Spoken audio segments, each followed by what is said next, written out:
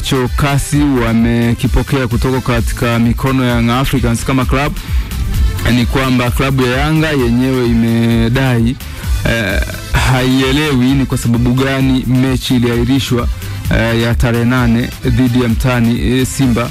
Kwa hiyo wa kwanza ambaye amestakiwa ni bodi ya ligi. Bodi ya ligi ni mstakiwa namba 1, lakini mstakiwa namba 2 ni TFF na mshtakiwa namba 3 ni Simba.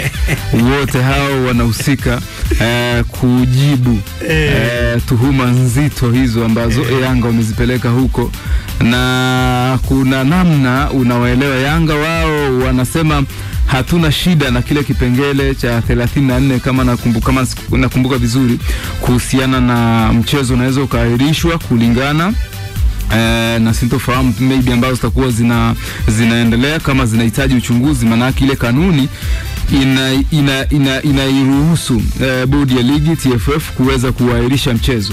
Sasa Yanga wao wanasema hatuna shida na hiyo kanuni, isipokuwa kilichoainishwa kwenye ile kanuni kilidhihirika kwenye huo mchezo. Kama kilidhihirika na bodi ya ligi kwenye uchunguzi wao, nafikiri hata wakati wizara nchini pamoja na TFF bodi ya ligi wakati wanaenda kwenda kutafuta suluhu, tulihoji vitu kadhaa. Miongoni mwa vitu ambavyo tulihoji, bodi ya ligi mara ya mwisho baada ya kutuma waraka wao wa kuahirisha mechi, walituahidi wanakwenda kuyafanyia uchunguzi baadhi ya mambo, na wakirudi basi watarudi wakiwa na taarifa ambayo iko kamili kwa sababu gani mchezo uliahirishwa.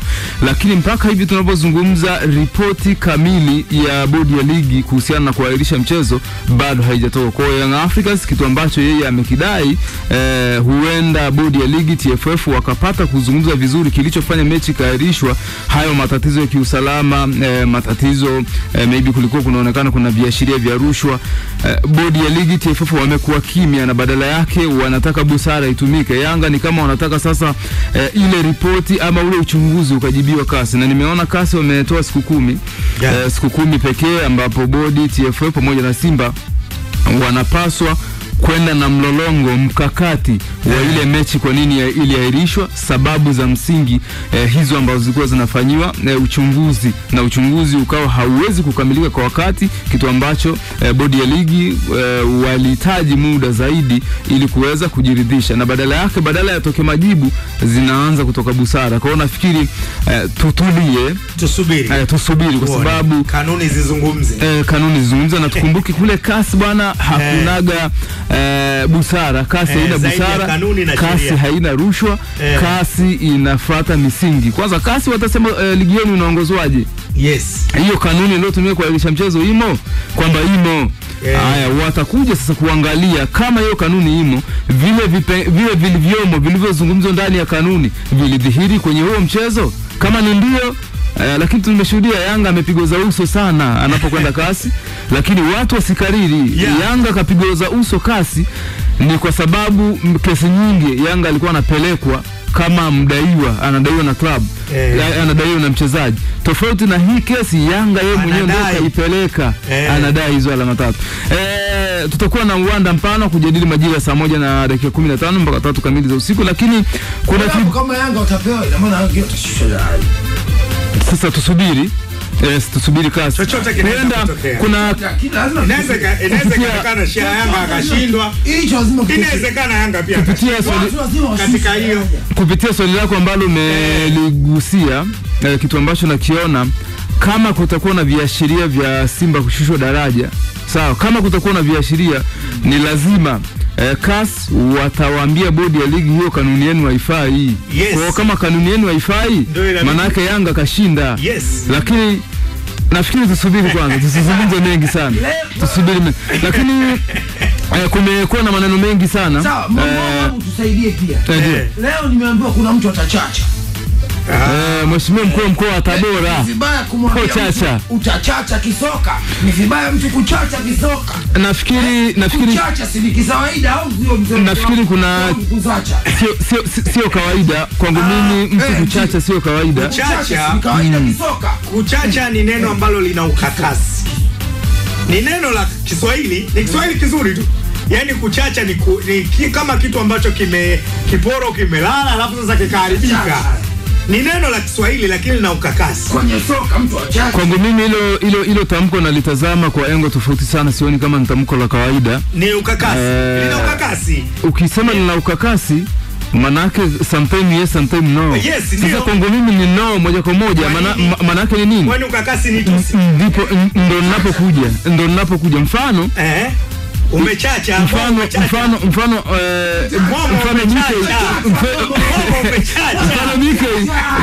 miongoni mwa vitu ambavyo kucheza sio tusi, lakini mimi naamini BK huwezi kumwambia baba yako kula vizuri.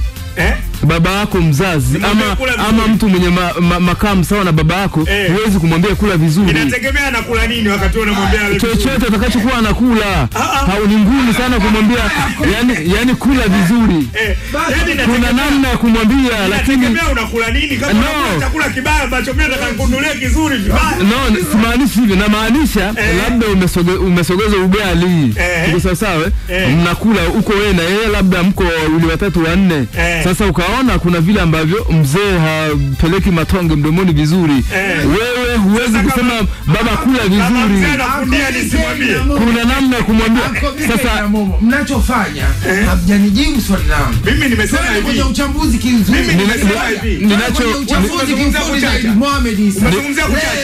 Mtu atachacha. Ninachomaanisha mimi kuchacha kwangu nimeona sio tatizo. Ninachomaanisha ni kwamba ukiangalia Ali Shabani kama Sabari wa Young Africans, kile ambacho amekizungumza amereact sawa kulingana na kile ambacho tuangalia pia kile ambacho amekizungumza mkuu wa mkoa wa Tabora Mheshimiwa Paul Chacha. Inawezekana ikawa yeye ndo sosi ya Ali kama kujibu, lakini kwa sababu Paul Chacha yeye alizungumzia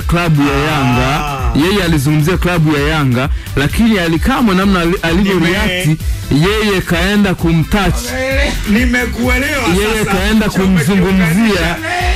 kaenda kumzungumzia moja kwa moja mkuu wa mkoa na si Tabora United kama club. Kwa alitumia tafsida.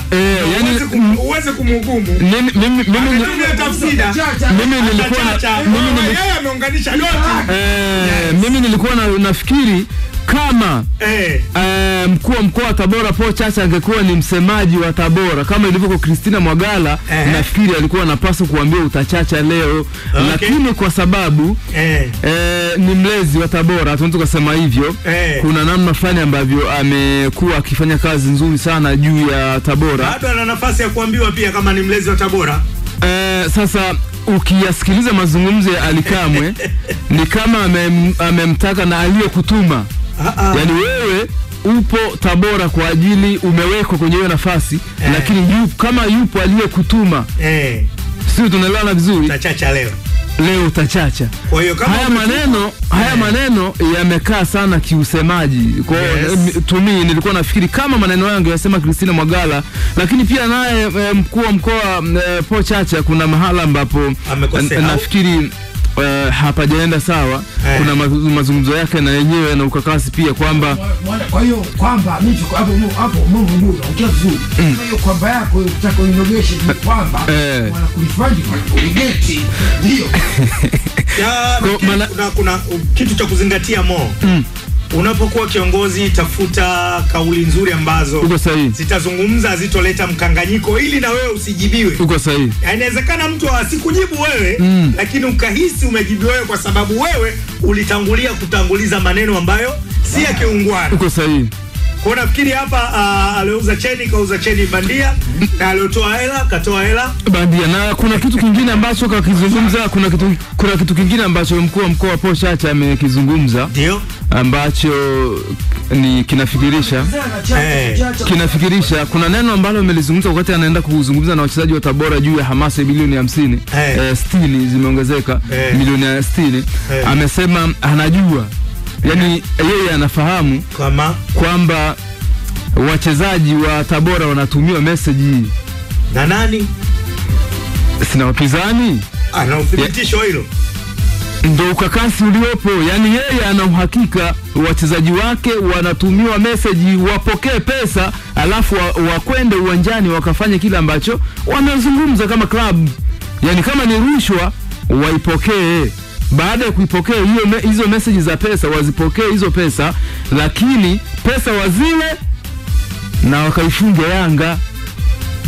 Kwa hiyo ni kama kumethibitishwa kwamba kuna viashiria vya kwamba Yanga wanatoa hizo hela, wanawapa wachezaji wa Tabora ili waachie magoli. Hivi kama kiongozi unathubutu vipi kuzungumza kauli kama hiyo ambayo ukiambiwa utoe vithibitisho utakuwa navyo? Utamuonea mkuu wa mkoa Paul Chacha. Mimi kitu ambacho nimemuelewa Paul Chacha, nilichomuelewa Paul Chacha ni juzi hapa Azam FC waliwahi kuwasimamisha wachezaji. Okay. Dhahiri shairi wakiwa wamechukua pesa. Lakini ni juzi wakati Kitayose ambaye ndo Tabora, nafikiri nakumbuka vizuri, kama sijakumbuka nisamehewe. Mlezi aliyekuwa mlezi aliadhibiwa na kufungiwa kwa sababu alihusika kwenye upangaji wa matokeo.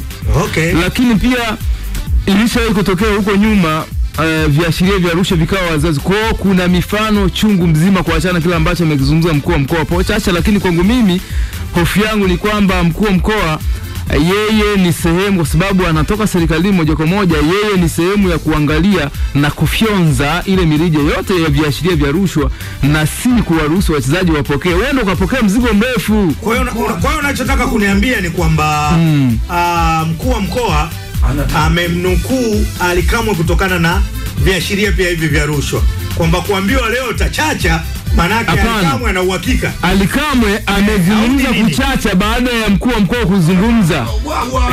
Umesikia BK? Yaani Alikamwe amemwambia kulingana kile alichokizungumza mkuu wa mkoa, na ndo akajibu atachacha leo kama lilivyo jina lake. Sasa manake si ana uhakika na mzigo. Bwana, leo ni mchezo wa kombe la shirikisho barani Afrika. Yes, nakumbuka mwezi tarehe 8 kama nakumbuka 2018 ndio katika dimba la Benjamin Mkapa, mchezo kwanza wa Simba dhidi ya Al Masry, ligi ya mabingwa, kombe la shirikisho barani Afrika, sare ya magoli 2-2. Magoli ya Simba kifungwa na John Boko pamoja na Emmanuel Okwi. Magoli yote yalifungwa kwa mikwaju ya penalty, lakini tukashuhudia magoli 2 kwa Al Masry. Goli la kwanza likifungwa kwa mkwaju wa penalty, goli la pili kafungwa katika open play, na tukashuhudia magoli 4. Hii leo ni mchezo mwingine kabisa ambao unaweza kuzikutanisha timu zote hizi mbili. Mchezo ule wa 2018 Al Masry alianzia away, kwa maana alikuwa ni favorite kwa maana ya current form ya michezo ya hivi karibuni, na ndio maana alianzia away na akaenda akamaliza nyumbani. This time around kuna cha kujiuliza, kwa nini Simba kaanzia away anakuja kumaliza nyumbani? Maana yake hata kuelekea mchezo hii leo kwangu mimi Al Masry ni underdog. Mtu anaweza akanishangaa, lakini Al Masry ni underdog kwa sababu gani? Kwa sababu ya current form ya Simba.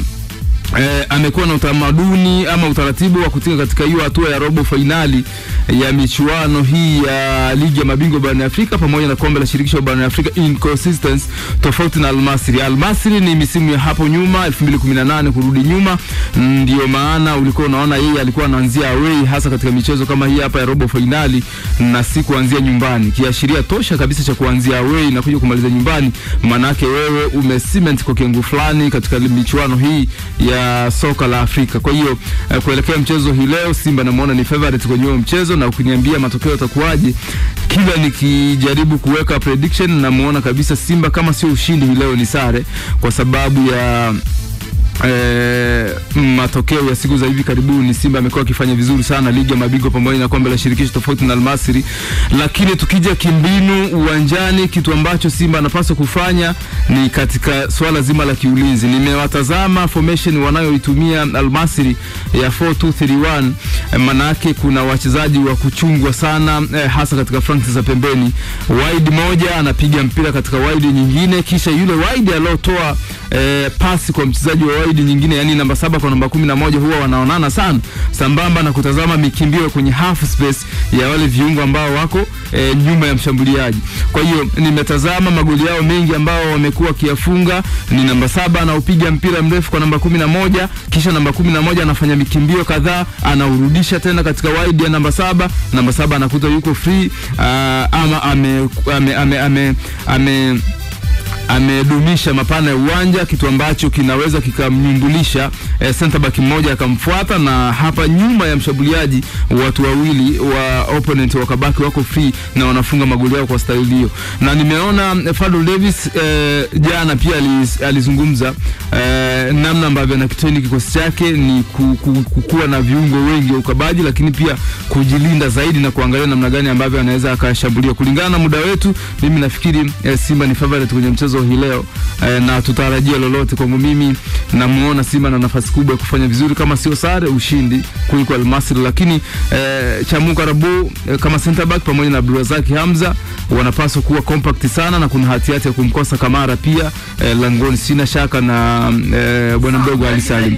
Ni majira saa 1:15 mpaka majira saa 3 kamili za usiku ndani ya Sports Junction. Saa 1 tutakuwa tayari tukishachacha. Inawezekana. Vile unavyoongea